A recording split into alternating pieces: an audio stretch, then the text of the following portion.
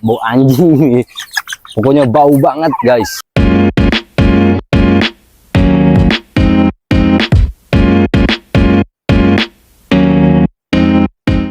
Halo guys, balik lagi di channel Peternak Gaul. Nah, pada video kali ini kembali lagi saya berada di kandang ayam pejantan yang saat ini berusia 62 hari.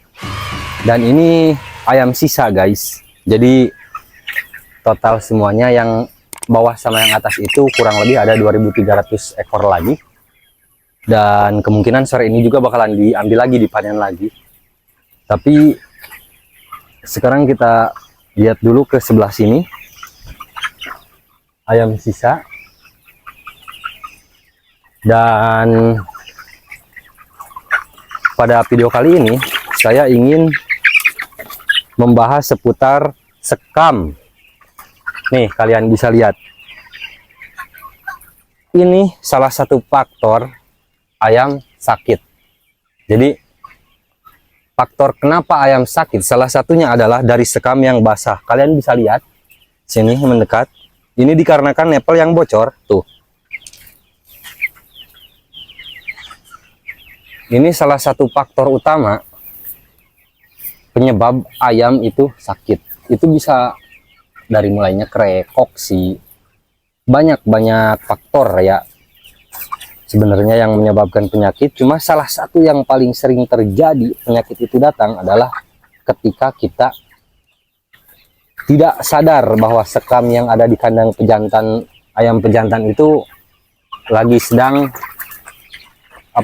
basah gitu. Ada yang basah, contohnya kayak gini nih, ada yang bocor. Ini bocor baru ketemu sekarang dan akhirnya di bawah basah. Dan ini sangat tidak dianjurkan sekali ya di dalam kandang ayam pejantan. Kalau misalkan sampai becek, jangankan becek, lembab pun itu tidak boleh. Jadi usahakan si sekam ini tuh si sekam itu harus benar-benar kering. Tapi keringnya juga bukan kering yang berdebu, tapi kering yang santai gitu. Nah, jadi untuk mengatasi penyakit khususnya ayam pejantan, salah satunya kita harus memperhatikan sekam yang basah. Kita harus ganti, usahakan kita harus ganti dengan yang baru.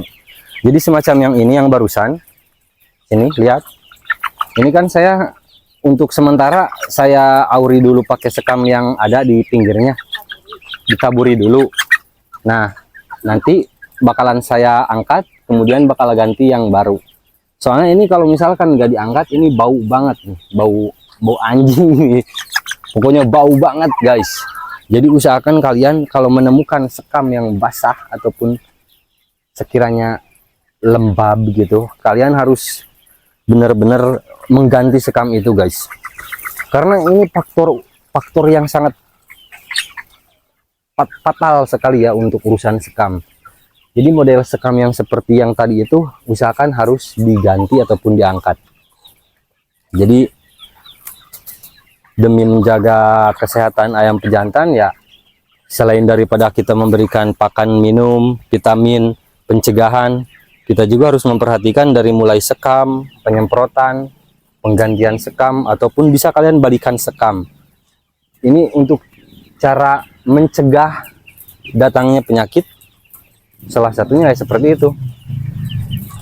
Jadi kita harus benar-benar ngerawat ayam pejantan itu bukan hanya ngasih pakan dan minum dan vitamin aja. Harus memperhatikan hal-hal kecil seperti tadi, jangan sampai terjadi supaya ayam sehat maksimal.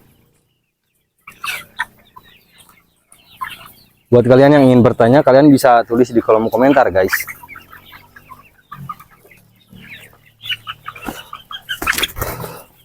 Dan kemungkinan untuk beberapa hari ke depan saya tidak akan upload video dulu, karena emang takutnya ini ayam habis. Jadi saya tidak punya stok video. Dan mungkin itu aja sih guys yang bisa saya sampaikan seputar cara mencegah penyakit ataupun cara manajemen sekam yang benar. Jadi kita harus memperhatikan sekam yang seperti apa yang harus diganti. Jadi salah satunya adalah sekam yang basah. Pokoknya sekam yang basah kalian harus angkat, kalian ganti. Itu harus pokoknya. Kalau misalkan kalian tidak jelas, kalian bisa tulis di kolom komentar apa yang ingin kalian tanyakan. Saya hanya sebatas memberitahukan apa yang saya alami. Jadi kalau misalkan kalian ada pertanyaan seputar ayam pejantan, budidaya ayam pejantan, kalian bisa sharing-sharing dengan saya. Insya Allah bakalan saya jawab.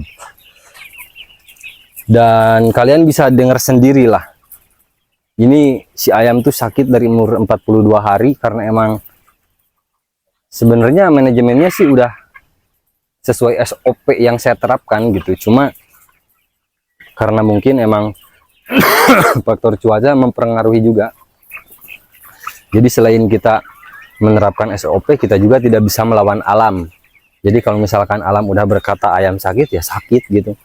Cuma untuk meminimalisir keadaan tersebut, kita bisa rutin untuk mengecek situasi di kandang, apakah bau, apakah ada sekam yang harus diangkat. Soalnya kalau misalkan sekam yang kayak tadi tidak diangkat, itu bakalan menyebabkan bau yang sangat bau busuk pokoknya. Jadi usahakan kalian harus rutin untuk teliti gitu, khususnya yang pakai nipel itu di bawah-bawah nipel, sepanjang nipel itu harus kalian lihat. Soalnya saya aja satu musim itu ngangkat sekam dari nipel itu bisa dapat 10 karung. Dari mulai 0 sampai beres panen itu hampir 10 karungan saya angkat, dan saya suka ganti yang baru.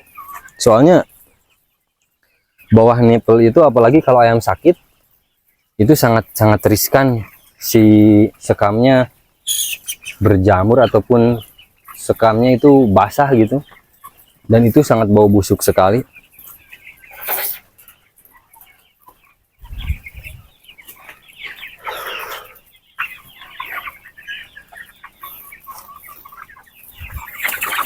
Jadi kalian harus perhatikan guys, sekam di kandang ayam pejantan itu, karena itu sangat mempengaruhi pertumbuhan si ayam pejantan itu sendiri.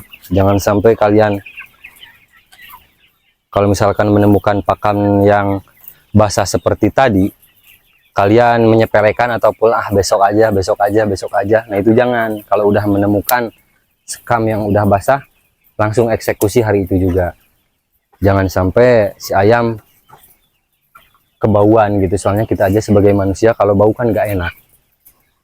Nah mungkin itu aja yang bisa saya sampaikan seputar manajemen sekam ayam pejantan, ataupun apa sih manajemen sekam di kandang ayam pejantan. Jadi salah satunya yang seperti saya jelaskan tadi.